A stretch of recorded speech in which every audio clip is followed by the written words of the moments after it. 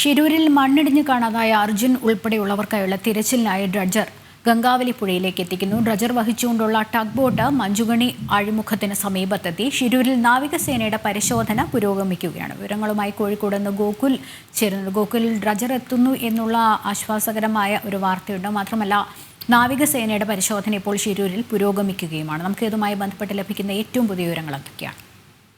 ചൊവ്വാഴ്ച പുലർച്ചെ 5 മണിയോടെയായിരുന്നു ഗോവയിൽ നിന്ന് ഡ്രഡ്ജ് അടക്കമുള്ള ടഗ് ബോട്ട് കാർവാറിലേക്ക് പുറപ്പെട്ടത്. കാർവാർ ഇന്നലെ തന്നെ എത്തിയിരുന്നു. ഇനി ഒരു 10 മണിക്കൂർ കൂടി സഞ്ചരിച്ചാൽ മാത്രമേ ഈ അപകടം നടന്ന ഗംഗാവലി പുഴയുടെ ആ ഭാഗത്തേക്ക് എത്തുകയുള്ളൂ എന്നാണ് നമുക്ക് മനസ്സിലാക്കാൻ വേണ്ടി സാധിക്കുന്നത്.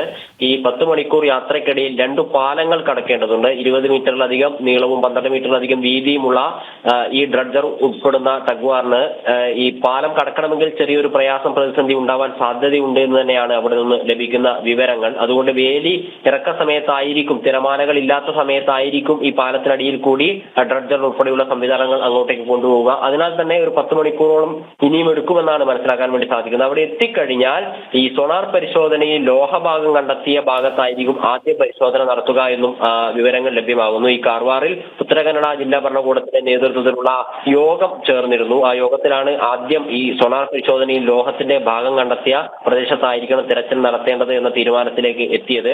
എന്തായാലും ഇന്ന് തന്നെ ഷിരൂർ ഗംഗാവലി പുഴയിൽ അപകടം നടന്ന സ്ഥലത്ത് ഈ ഡ്രഡ്ജർ എത്തും. നാളെ പുലർച്ചയോടുകൂടി തന്നെ അത്തരത്തിലൊരു പരിശോധനയും തിരച്ചിലും ഉണ്ടാകുമെന്നാണ് ഇപ്പോൾ ലഭിക്കുന്ന വിവരം. കാരണം കഴിഞ്ഞ 2-3 ദിവസങ്ങളിലായി പ്രദേശത്ത് കാലാവസ്ഥ അനുകൂലം തന്നെയാണ്. മഴയില്ല, ഗംഗാവലി പുഴയുടെ ഒഴുക്ക് കുറഞ്ഞിട്ടുണ്ട്.